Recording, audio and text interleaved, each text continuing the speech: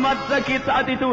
Nabi Muhammad keluar dari rumah beliau, dibantu oleh Sayyidina Ali dan Fadl ibn Abbas. Dibantu oleh Sayyidina Ali dengan Fadl ibn Abbas. Rasulullah datangi ke masjid yang saat itu Sayyidina Abu Bakar menjadi imam. Kemudian saat Nabi Muhammad datang, Sayyidina Abu Bakar mundur ke belakang.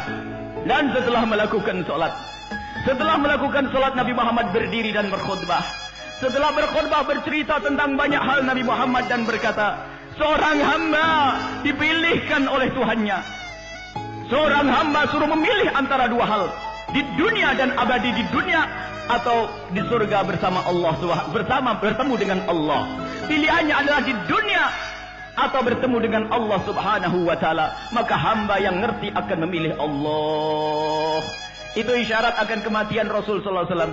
Nabi Muhammad memberikan kabar kepada sahabat, aku disuruh memilih dua hal, antara di dunia dan milih Allah Subhanahu wa taala, dan hamba tersebut memilih Allah. Saat itu para sahabat Nabi belum ada yang paham. Abu Bakar As-Siddiq, Sayyidina Abu Bakar As-Siddiq menangis di saat mendengar berita itu. Setelah Sayyidina Abu Bakar menangis, Sayyidina Abu Bakar menangis, di kiri kanan Sayyidina Abu Bakar ikut menangis. Sehingga setelah itu semua menangis, bahwasanya itu khutbah terakhirnya Rasulullah. Rasulullah akan dipanggil oleh Allah Subhanahu wa taala. Dan setelah itu Rasulullah melanjutkan khutbahnya dan berkata, siapapun di antara kalian yang pernah aku sakiti atau aku ambil haknya ataupun aku zalimi, kalau ingin mengkisos, menuntut sekarang saatnya. Sebelum aku menghadap Allah, aku tidak ingin menghadap Allah dengan kezaliman. Siapapun yang pernah aku sakiti, silakan sekaranglah waktunya untuk menuntut. Berdiam Nabi Muhammad. Rupanya para sahabat Nabi tidak ada yang menjawab sepatah kata pun. Lalu Nabi Muhammad ingin melanjutkan ceramah beliau. Di saat Nabi Muhammad ingin melanjutkan ceramah beliau, tiba-tiba di belakang ada yang berdiri, ya Rasulullah, aku yang akan mengambil kisah atasmu ya Rasulullah. Aku yang akan menuntut ya Rasulullah. Para sahabat Nabi yang semula menangis, terhenti tangisnya mendengar suara tersebut. Siapa gerangan dia? Mungkin orang munafik yang ingin kurang ajar dengan Rasulullah. Mungkin orang munafik yang mau jahil dengan Nabi Muhammad. Kemudian Nabi Muhammad berkata, taqaddam, majulah engkau. Mendekatlah orang tersebut. Setelah orang itu mendekat, para sahabat Nabi semua mengenalnya. Dan Rasulullah pun ternyata juga mengenal orang ini. Orang ini adalah orang cerdas yang saat itu ditanya oleh Rasulullah, engkau minta apa? Dia menjawab, ya Allah, doakan aku agar aku mati tidak pakai hisab, langsung masuk surga. Dan itulah Ukasah yang didoakan Nabi Muhammad menjadi ahli surga tanpa hisab. Bagaimana akan menuntut Rasulullah?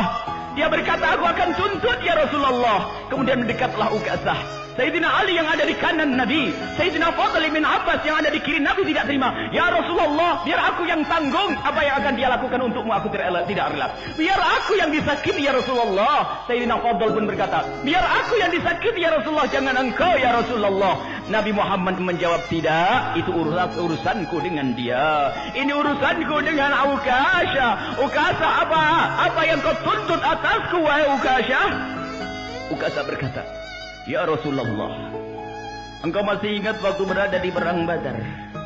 Saat engkau meluruskan barisan perang, engkau telah engkau telah memukulku dengan tongkatmu, dan ketahuilah pinggangku sakit sekali ya Rasulullah. Dan sampai hari ini pun masih aku rasakan sakit.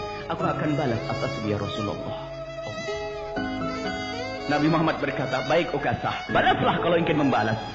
Ukasah menjawab, ya Rasulullah, waktu engkau memukulku aku tidak pakai baju. Sekarang engkau pakai baju, buka bajumu ya Rasulullah. Akhirnya dibukalah baju Rasulullah SAW. Ya Rasulullah, engkau dulu memukul dengan tongkat, aku tidak punya tongkat. Diambil, diberikan tongkatnya Rasulullah. Pukullah aku dengan tongkatku. Akhirnya Ukasah memegang tongkat tersebut. Lihat, memegang tongkat tersebut dan digoyang-goyangkan tongkat tersebut. Sekali, dua kali digoyangkan tongkat tersebut, dan ternyata setelah itu tongkat dibuang dan dipeluklah perut Rasulullah sallallahu alaihi wasallam. Dipeluklah perut Rasulullah. Kemudian Rasulullah berkata, Ukasah, apa yang kau lakukan ini? Ya Rasulullah, aku merasa bahwasanya ini akhir-akhir kehidupanmu ya Rasulullah. Sungguh ya Rasulullah, aku ingin sentuhkan kulitku di saat kau masih hidup ya Rasulullah. Allah. Kecerdasan orang yang cintai Nabi sallallahu alaihi wasallam. Ini yang harus kita hadirkan, makna kecintaan kepada Nabi Muhammad sallallahu alaihi wasallam. Dan juga ada namanya Ibnu Dithinah, Zaid Ibnu Dithinah. Zaid Ibnu Dithinah adalah salah satu sahabat Nabi sallallahu alaihi wasallam yang saat itu oleh Abu Sufyan dipukuli, disiksa, dicabut telinganya, matanya, suruh mengingkari Nabi sallallahu alaihi wasallam. Suruh keluar dari agama Nabi Muhammad, tidak.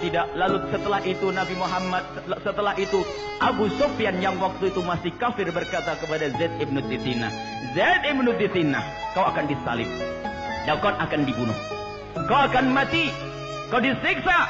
Dia mengatakan tidak ada masalah. Bagaimana kalau seandainya ditukar dengan Muhammad? Bagaimana, engkau setuju atau tidak? Ibnu Tithinah berkata, Zaid ibnu Tithinah berkata, demi Allah, aku tidak rela jika Nabi Muhammad kena duri di rumah sementara aku enak-enak di sini. Aku tidak rela Nabi Muhammad kena duri pun aku tidak rela. Bagaimana akan kau siksa? Tidak, aku tidak akan merelakan itu semuanya. Sampai Abu Sufyan saat itu berkata, Wallah, karena mereka juga kenal Allah biarpun mereka menyekutukan Allah. Wallah, demi Allah, aku pergi ke Rom, aku pergi ke negeri-negeri ajam, aku melihat semua orang pada mengagungkan raja-raja mereka. Akan tapi aku tidak pernah melihat orang yang mencintai dan mengagungkan sahabatnya seperti Muhammad. Wallahi inni ma ra'aitu ahadan yuhibbu ahadan kahubbi ashabi Muhammadin Muhammada. Aku tidak pernah melihat orang yang mencintai seseorang seperti sahabatnya Nabi Muhammad mencintai Nabi Muhammad sallallahu alaihi wasallam. Sahabat Nabi sangat mencintai Nabi sallallahu alaihi wasallam, jadi tidak rela kalau seandainya Nabi Muhammad diseksa, sampai akhirnya waktu itu dia akan dibunuh. Kemudian setelah itu berkata, kau akan dibunuh wahai Zaid ibn Tithanah. Silahkan kalau mau bunuh aku. Lastu ubali hina uqtalu muslimah. Aku tidak peduli di saat aku dibunuh dalam keadaan muslim. Aku tidak peduli, pokoknya aku mati dalam keadaan Islam. Kemudian setelah itu dia minta sholat 2 rakaat. Dan setelah minta sholat 2 rakaat, ternyata setelah assalamualaikum dia mengatakan, Assalamualaikum ya Rasulullah, Assalamualaikum ya Rasulullah, Assalamualaikum ya Rasulullah. Kesungguhan mengucapkan salam kepada Nabi Muhammad. Di antara yang hadir mendengar jawaban dari Nabi Muhammad yang ada di tempat yang jauh, Alaikassalam, Alaikassalam, Alaikassalam ya Zaid, tempatmu adalah bersamaku di surga nanti. Dan setelah itu dibunuhlah Zaid ibn Tithinah. Lihat, ini sekedar contoh saja. Mereka rela nyawanya diberikan untuk Rasulullah. Sekarang ini kadang Masya Allah urusan kerjaan haram, sudah begitu ngaku cinta Nabi Muhammad. Jangankan nyawanya, lapar sedikit saja harus mengambil yang haram. Kadang-kadang bukan urusan lapar, hanya pengen baju yang bagus saja ngambil yang haram.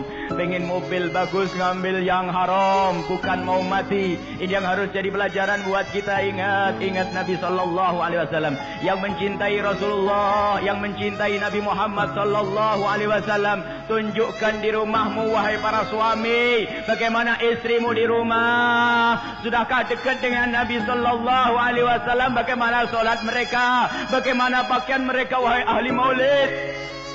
Bagaimana cara hidup mereka wahai ahli maulid? Bagaimana engkau di toko wahai ahli maulid? Apakah masih berbohong? Mana perjuangan kita untuk Nabi? Mana mengaku cinta kepada Rasulullah? Ya Allah, Ya Allah, Ya Allah, jangan kau halangi kami dari rahmat-Mu karena dosa-dosa kami, Ya Allah. Kami banyak dosa, Ya Allah. Akan tapi kami melihat kemurahan-Mu, maka kami mohon dengan kemurahan-Mu, Ya Allah. Berikan kepada kami kecintaan yang sesungguhnya kepada kekasih-Mu Nabi Muhammad, sehingga kami di rumah kami bisa menjalankan syariat kekasih-Mu Nabi Muhammad. Di rumah kami suami istri yang saling mencintai karena-Mu, Ya Allah. Para wanita-wanita yang menutup aurat mereka, Ya Allah. Yang menjaga hubungan mereka dengan sesama, Ya Allah. Yang bisa berbuat bakti dan berbuat baik pada suami. Suami yang tidak zalim, hei pencinta Nabi Muhammad. Suami yang suka zalim kepada istri, bukan bagianmu surga Nabi Muhammad. Hei para suami yang suka ngomong kasar kepada istri, apa arti maulidmu? Kau adalah pendusta jika ternyata kau belum bisa berkasih sayang dengan istri-istrimu yang Nabi berpesan, Istausu bin nisa'i khaira. Hei para suami, ingatlah wanita-wanita, perhatikan mereka, ajari mereka yang benar. Wahai para suami, wahai para istri, ingatlah Nabi Muhammad pernah berkata, banyak wanita masuk neraka gara-gara apa? Yakfurnal ashir, tidak pernah terima kasih pada suami. Yuktirna syikat, banyak mengadu.